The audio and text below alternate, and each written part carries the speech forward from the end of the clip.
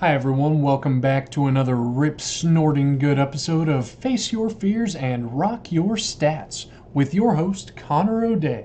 Before we get started, I want to give a shout out to the sponsors of this week's video, the Toilet Golf people. Now, a couple of disclaimers before we get started. I am in no way affiliated with Poop Golf, although, wink wink, hit me up if you want to do business.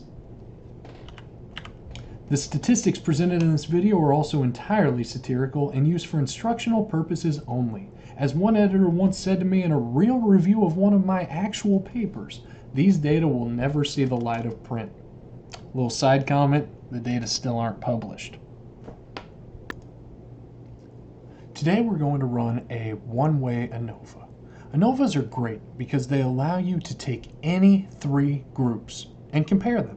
Like comparing how strong, let's say if we presented people with a picture of me in middle school, by the way, check out those luscious locks, versus a picture of The Rock, versus a picture of the awesome American Ninja Warrior Barclay Stockett, and we asked them to rate on a 1 to 9 scale how muscular each of those are.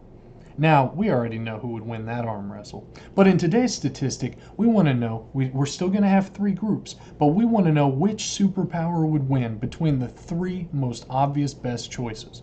Number 1, odorless poop.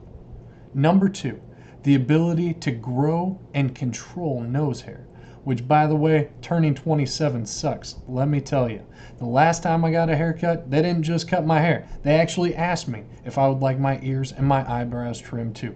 Of course I said yes, unfortunately, begrudgingly, but that's how it is when you get older.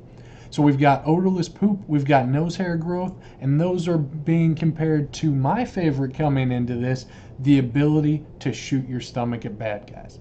Best dream I think I've ever had. So first we go to the ANOVA at the top and we click on One-Way ANOVA. Next, we're going to move the superpower condition over in as the grouping variable. We're going to measure participants' likability of each of those superpowers. Now, the first choice we need to make is whether we can assume equal variances. Now, we can actually check this. We got to run our assumptions to check for equality of variances. Now, as I suspected, superpowers are way too extra. And as a result, because this p-value in this assumption check, this Levine's test, was less than 0.001, again, if it's less than 0.05, it's significant. Well, what that means is that we violated that assumption. So what we're going to do is we're going to not assume equal variances. So next, I want to know exactly how much cooler you would look with those luscious curly locks extending from your nose than you would just have if you had odorless poop. So instead, I'm going to ask for a descriptive plot and a descriptive table. This will show us those actual means to tell us how much better throwing your stomach at bad guys is than growing some silly nose hair or odorless poop. And holy Cinderella, Batman, people agree the best one looks to be stomach flinging, but wait, is this difference significant? Let's look at the F-test. Sure enough, there is a significant effect, and we know this because our F value is quite large, and it's associated with a p-value of less than 0.05. But wait, we know that there's a significant effect. That's what the ANOVA tells us. But which one is different from which?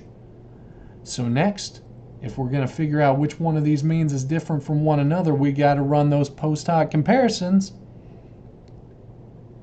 So we come down here to either the game's howl for unequal variances or Tukey post-hoc comparisons. Now we could also run some Bonferroni, but Bonferroni are a little bit extra and they're a little bit too conservative, and because of this, a lot of people are starting to choose Tukey post-hoc comparisons. This is not to be confused with the Thanksgiving turkey we're all about to eat here in just a little bit, but again, because we violated that assumption of equal variances, we're going to use the game's howl.